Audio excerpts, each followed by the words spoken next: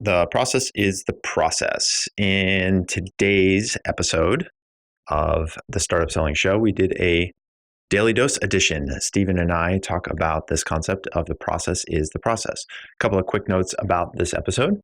First of all, we talked about the importance of process versus outcome, how many times we can scramble and work and grit our way to an outcome, but without a measurable, distinct process, the outcome might be achieved, but that outcome is either not repeatable or we don't know exactly why we achieved that outcome.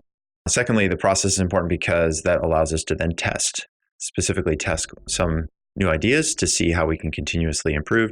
And thirdly, in this episode, we gave you a little backstage look on one of our processes that actually did not go as planned with a new client and what we learned from it and how we could, because we had the process and had the ability to take a step out of just the situation with the client and look at what we did to follow that process, what we learned from it, and how we improved things. So thanks for listening to the Startup Selling Show. If you are enjoying the content here, we'd love it if you do two things. Please first leave a review on iTunes, SoundCloud, Spotify, wherever you are listening to the Startup Selling Show. And secondly, please tell a friend or 10. The best way for others to hear about and to learn about the Startup Selling Show is for them to hear it from people just like you. So if you're digging the content, please tell a friend or 10 so that we can get the word out to as many people as possible. Thanks so much for listening. And that's it. Hey, everyone. You're listening to the Startup Selling Show, talking sales with Scott Sambucci and today, Stephen Anderson. It's a daily dose edition. We've been super lax. One way to say it. One way to see it. Lax, lazy, negligence, whatever you want to say. Busy. And telling Stephen, what, guys, Stephen? I said busy. Busy. Yeah. I was just telling Stephen I was popping through busy. I was popping through some podcasts and I came across a couple of the older episodes that we did. And I'm like, oh, what did we talk about in that one? And I started listening to them like, man, these are really fun. I remember how much fun I had doing them and we haven't done it. So we have like 10 minutes right now. So we decided we'd jump on and do a daily dose edition. So today's topic, you can ask me what today's topic is.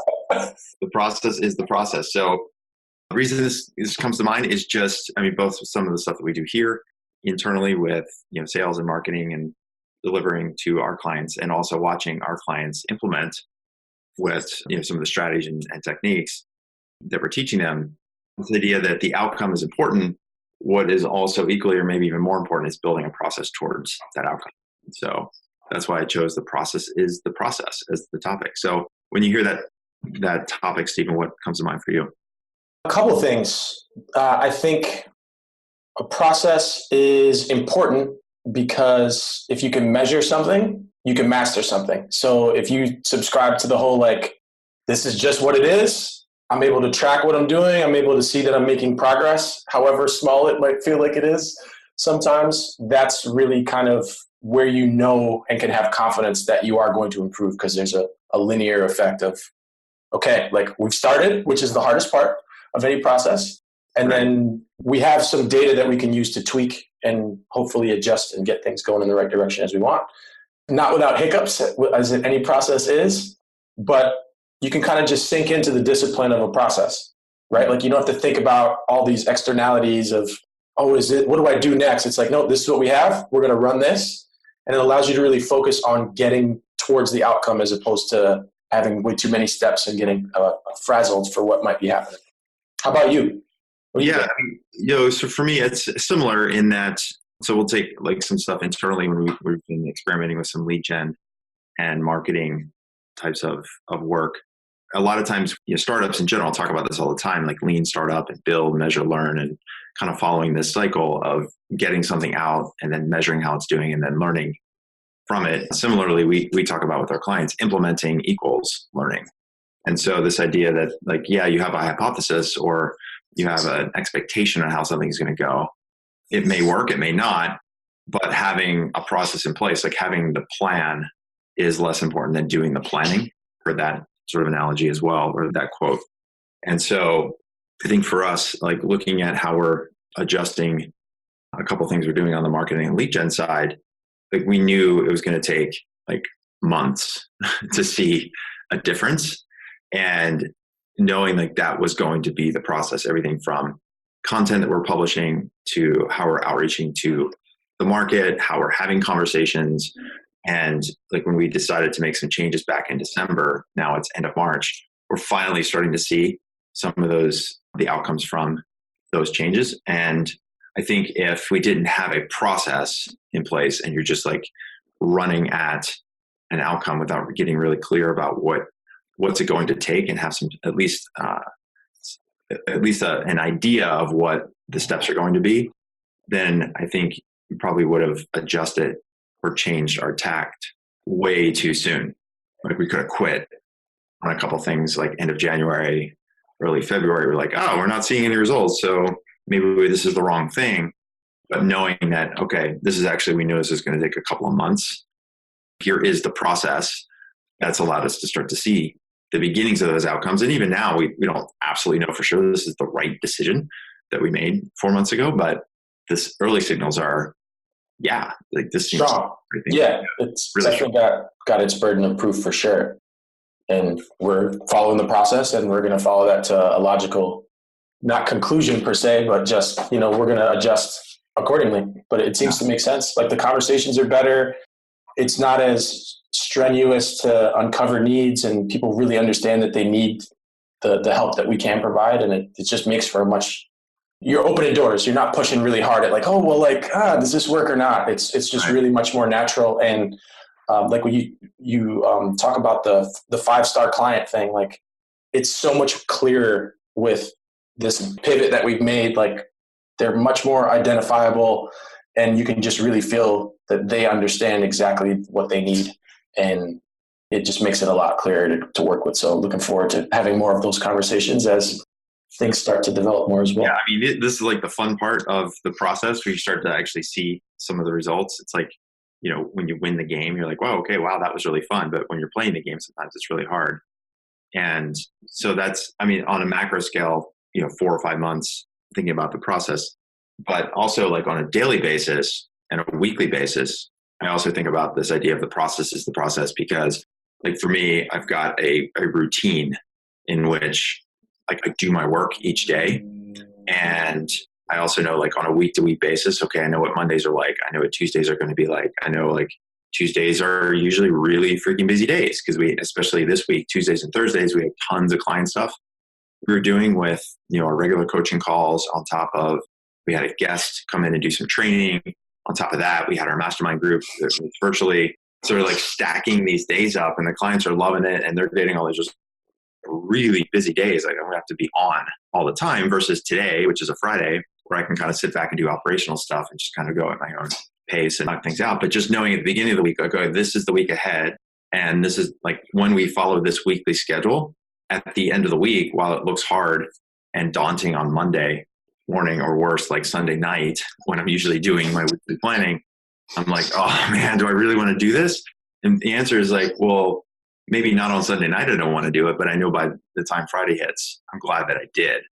And so having some acceptance, like, okay, this is how the weeks run. And when we do these things, we end up with the sort of like the near term outcomes that we want, which is happy clients getting results and also bringing in new clients to the program. So there's the sort of weekly flow and the daily flow. And then I guess in between the, say, 3 or 4 or 5 months and the weekly is kind of the monthly flow. Like we also see our process around client engagement and lead gen and all of the things of our own sales funnel, and watching our clients do that stuff too, and helping them see, okay, in your market for your customers, the lead comes in, you meet somebody at a conference today, here's your process that, okay, it's end of March, here's the process you've got to follow in the next 6 weeks to get another on-site meeting. And then 6 weeks after that, this is how you're going to get to an implementation conversation. And then 6 weeks after that, you can launch the pilot. So now you're 4 months out from meeting that person in end of March. And that's April, May, June, July. Now you're like into August before you see the fruits of that labor. But if you don't know that process or have visibility around it, then that's where I feel like it can get really frustrating because you don't see the results the end of March. 100%. 100%. Yeah, you just have to be disciplined about having something that you can come back to when it gets really hard. Like it's just super frustrating some days, but if you don't have that thing in place, you can't adjust well. Like we were talking the other day about like, this is the typical way we do it. And then it's like, is this the way we should be doing it? Yeah. And then we can analyze because we had something there to burn it down against. It's like, well, maybe we should separate these two pieces and put something in between and add extra bits to make sure this is more valuable and there's more engagement and stuff like that. And if you don't have that, you're really potentially getting way further behind than you think with whatever work you're doing, because you need to be able to visualize it and then plan accordingly and then move things around. It's going to change. It's going to suck some days. But if you can't adjust, like, you're in for it. Well, and to pull back the curtain a little bit, I mean, what Steven's referring to specifically is our client onboarding process. So we had a client that Steven met, sort of talked them through our sales process, if you will, or their, matching process to make sure that they feel like this is the right thing for them. We feel like it's the right thing for them as well. And that takes, a couple of weeks after we have an initial conversation. And then we got to the point where they're doing onboarding. And there's some things that we did that just, frankly, were really confusing to the client. And there's a lot of different factors and variables that contributed to that. There in terms of geography and some other things.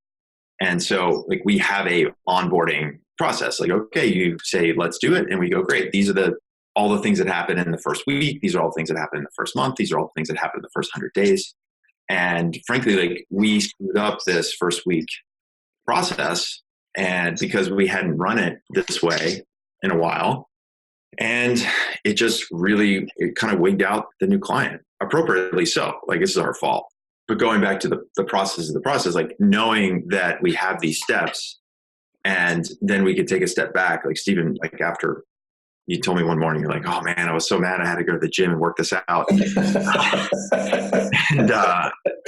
like after we talked, you were pretty chill at that point. But I was able to look at it from a little bit at a different level. Of course I care because they're a client, but I also have to look at it from I care as a coach because I want to get them help. But then I also have to look at the process from an operator. And that's the word I use to you, is like from an operator standpoint. I look at, okay, what happened here, and try to remove myself from being in the situation and just looking at the situation. And very quickly, I was like, we need to switch these two things. And like, if we do that, I think we'll be totally fine.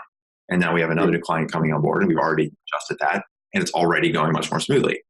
But the point is, like, first of all, we had a process to follow. And because we had the process, we could figure out where there was a lag or deficiency or a gap is one. And then two, at a higher level, accepting as a business operator, okay, there's a process to learning, and there's a process to building an onboarding program. There's a process to constantly improving it, so that even if this one situation did not turn out the way we want, it's not reflective of who we are as a company. It's one data point that we take very seriously, but it's also a data point that we can use to adjust, like thinking about the higher level, how the company operates. So I just take a very analytical approach to it. As much as I'm emotionally involved with making sure that clients get everything you need, I also have this other side of my brain that has to look at it from purely process improvement standpoint. Yeah, and that's our opportunity to get better, right? So if you have a process, you can always improve it. If you have nothing, you're constantly guessing, and it's hard to go back and check your own work, right? Like, I remember like being in school, they taught you long division. I hated doing it, right? Like, it was super annoying. It's like, no, I know that that's the answer. Like 15 divided by 3 is 5. I don't need to do it, right? Or bigger numbers, whatever you want. But having the steps in the process is really clear to be able to understand what goes into making that number arrive there, right? Mm-hmm. So as you add a 10, hundreds and thousands, and if you wanted to do 1,000,000 long division or something like that, the process is the same, and you just continue to work the steps, and you can check your work, right? So like, that's the key thing. And often when we talk to founders and sales leaders and stuff like that, it's amazing what they're able to accomplish without a process. So it's like, imagine if you had this in place, like just think about like, and that's the funny part too. It's like, we had a conversation with a business owner yesterday. It was very clear his process was non-existent and very broken and needed to be adjusted, but it wasn't a priority for him.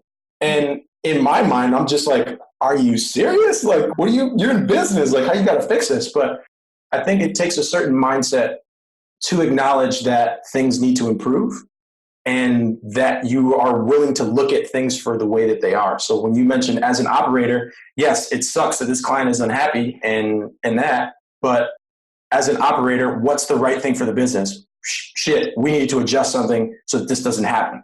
And I think for anybody who's listening, if you're a founder or you're working, whatever your function in your business, it's definitely tough to get the emotions out of it because we work hard. We want our clients to be happy. We want to do really well for our business, for our families and everything else. But we have to be analytical to the point where it's like, okay, like how can I improve this to make this better? And sometimes it's making a mistake. Like that's what it takes. But it's having that process that gives you that, what does it say? That you're only as strong as your worst day of training, right? Like, so you automatically fall back to like that thing and it's like, oh man, but you have that training. So you can fall back to that. So it's about improving and leveling up your training. Like when you run these ultra marathons, you don't start out running 200 miles, you run 10 miles, 20 miles, 30 miles, 50 miles. And then you have the stamina and the ability to be like, all right, by mile 20, my hips are feeling a little bit different. I'm going to adjust accordingly, right? Yeah. So if you don't have the ability to break those things apart, then you're losing and you should check it out. Usually my hips start flaring up around mile 4. Mile 4. My hips are flaring up just thinking about it. And so just to kind of cap it off, I think to add on to what you're saying, I think there's like, if there's no process in place, and you're sort of running it and not sort of measuring what you're doing, there's the short-term benefit of maybe you're like patching up, okay, I'm going to do this for this client and that for that client. I'm going to do this to get this lead and that to get that lead. And so, yeah, there's a short-term benefit, but the long-term additive cost to not having the process, even if in the short run you have a process that doesn't work and you lose in the short run, and in my opinion, as long as you're able to make those small mistakes rapidly, then that will save you a much bigger cost down the road, which is never being able to grow or scale or create any kind of repeatability. And so I remember a podcast interview from Reid Hoffman has his Masters of Scale. And he talked about his early days at PayPal with customer success, customer service. And that the whole theme of this episode was letting fires burn. So they like literally had, I don't know, it was like an insane number of customer support tickets, like tens of thousands or hundreds of thousands. And they just let them stack up and stack up and stack up and stack up until finally they figure out what to do with them. That's like not doing anything as opposed to having a process. But in a lot of ways, it's similar because like, okay, we're going to have this process for onboarding or this process for lead gen. And maybe if we do this thing in lead gen and have run this process, some people might not like it. And I know it could burn a lead potentially, somebody that could be somebody that would be interested in learning about the program or joining the list or whatever. But if we don't at least try it and measure it, then we're never going to know.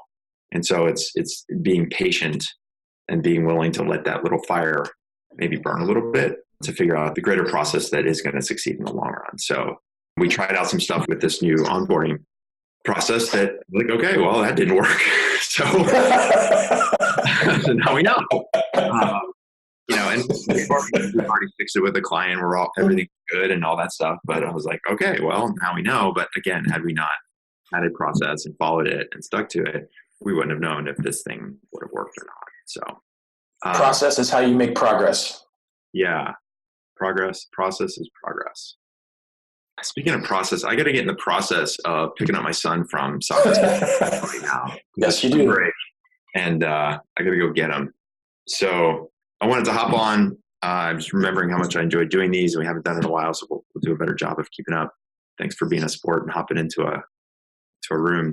You're in a call room or something. Yes. Where are you, in NYU right now? No, I'm actually at 2 Sigma Ventures. 2 Sigma Ventures. Yeah. Stephen is always somewhere in New York. Or somewhere else in the world. Or somewhere else in the world. Like he could be in Ecuador. He could be in Germany. He could be in Greece. So keep your eyes open. You might find him. Really hard. You might find him. Cool. All right. Well, listen, thanks so much. If you're still listening to this episode of the Startup Selling Show, tells us you're probably digging the content. And so we'd love it if you do one of two things or both. One, leave a review on iTunes or SoundCloud or Spotify or wherever you are listening to this so other people can find it. And 2, tell a friend or 10, because we want to get this message out to as many people as possible. And the best way to do that is still viral. So tell a friend or 10 about this podcast, have them listen to an episode or 2, and have them check it out for themselves. So that's it for now. Scott Sambucci, Stephen Anderson, we're signing off. Take care.